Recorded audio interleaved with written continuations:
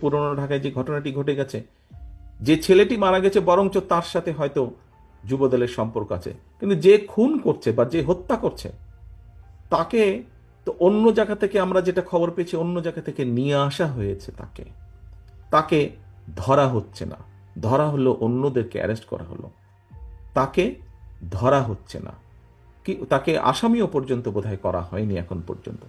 কেন হয়নি, কেন ধরা হচ্ছে না? আমাদের পক্ষ থেকে তো একবারও বলা হয়নি যে তমুককে ধরা যাবে না, অমুককে ধরা যাবে, একবারও তো এই কথাটি বলা হয়নি।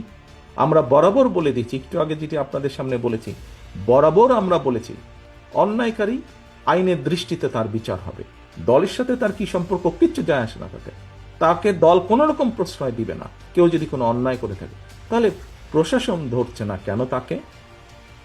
আমাদের এখানে রিজভী আহমেদ সাহেব পরিষ্কার বলেছেন, দলীয় অবস্থান থেকে আমাদের যা যা করা প্রয়োজন আমরা প্রত্যেকটি যেটি যেটি জেনেছি, তদন্তের পরে যাদের যাদের সম্পর্কে প্রমাণিত হয়েছে অভিযোগ, আমরা আমাদের দলীয় অবস্থান থেকে তাদের বিরুদ্ধে ব্যবস্থা গ্রহণ করেছি। আইন শৃঙ্খলা বাহিনী কেন তাহলে বসে আছে? আইন শৃঙ্খলা বাহিনীকে চালায় কে?